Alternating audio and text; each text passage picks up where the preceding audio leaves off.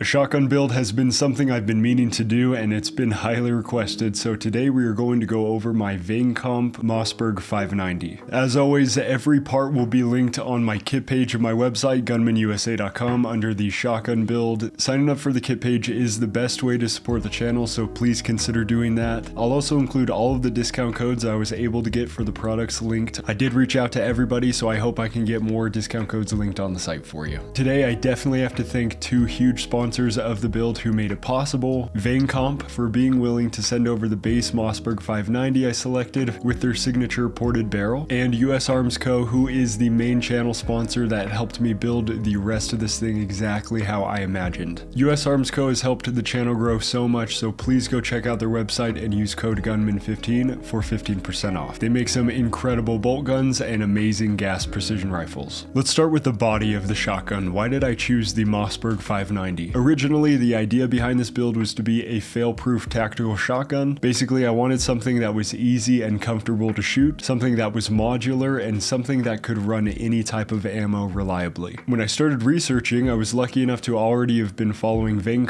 and I reached out to them for some guidance, which they were more than happy to offer. Cody took my call, and he has worked for Vang for a number of years. I shared my plans and how I was interested in their 590A1, and he agreed that the Mossberg 590 was a great starting point for the build. I just have to say, if you don't want to spend any additional money out of the box, this thing is awesome. Huge fan of Vang stainless steel follower and their heavy walled barrel with the ports. Everything shoots and feels extremely smooth in its base configuration. I trained with it often before I made the mods, but I've never really been a huge fan of regular shotgun stocks, so my goal was to tack it out a little. Adding a pistol grip and my favorite stock was a good starting point for me. In order to run the Magpul SLS, I had to install the pistol grip adapter from Mesa Tactical. After researching everywhere for the best adapter, I landed on Mesa because it had the best reviews and it was exactly what I was looking for. So far, it's been every bit of reliable and it's equally lived up to the good reviews. After installing this, I was able to throw on the BCM buffer tube and the Magpul SLS, which has all been fantastic as usual. As of right now, I'm running the Magpul K2 Plus grip. I was running the Driven Arms grip, but the angle felt a little more comfortable on the Magpul, so I'm likely going to leave it in this configuration. I switched out the safety for an NDZ performance switch, which has a pretty high tail. This makes it super easy to move. Big fan of this selector so far. You may be wondering with a pistol grip if the safety selector on top is frustrating. Yes, it's a little more difficult. I do have to change my hand placement in order to switch it on and off, but I think of a shotgun a lot like a Glock where there's no external safety. Your finger is the safety, so just keep your finger off the trigger until you're ready to fire. And then obviously flip to safety when it makes sense. The slide release button is found on the opposite side, which is a little inconvenient, but I can reach it with my thumb without moving my hand too much, so I personally haven't noticed that it's been super inconvenient, but maybe someone with smaller hands would. The shell carrier is also from Mesa Tactical, and it's been excellent. What's cool is in addition to it being a shell carrier, it's also a top rail, which allowed me to mount the Loophole Delta Point Pro.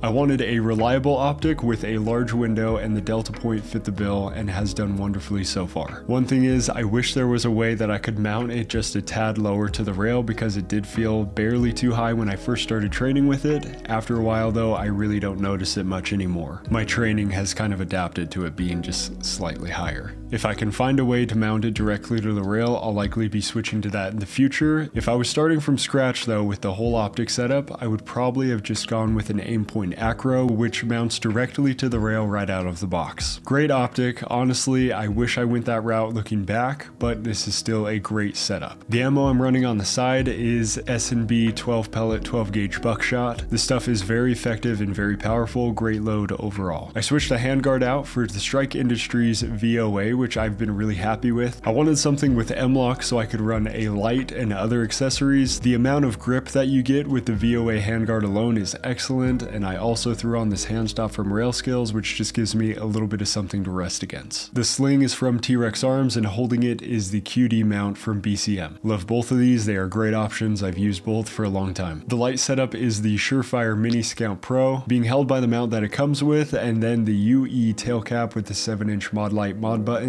and holding the button is the HRF Hunchback. And in order to run the Hunchback, I had to mount a Picatinny to M-LOK adapter because there wasn't a good M-LOK solution for this specific perfect light setup. Originally, I was going to run the Cloud Defensive Rain 3, but I couldn't find a good solution for mounting the pressure pad as it was too big to mount with any of the M-LOK slots, and the cable unfortunately wasn't long enough to run to the other side where my thumb could easily reach. So that was a bummer because I love the Rain 3, but this light setup is very solid and a great option to fill the gap. If you do want to run a Cloud Defensive light, they just came out with a legacy body that you can attach to whatever button you like, so you could run this exact same setup with their Cloud light. Now I do have to say the Vang ported barrel is really part of what makes this build so comfortable to shoot. Recoil feels very mitigated in my opinion, and it feels to me like I can shoot faster, more accurately regardless of the load I'm using. Vang does such a good job with the quality of parts used and their machining processes. Truly one of the top producers in the industry when it comes to all things shotgun. I have not experienced a single malfunction with this build. It has run perfectly reliable with all sorts of ammo, which is also just a huge pro of running a pump style shotgun. But I have to hand it to Vang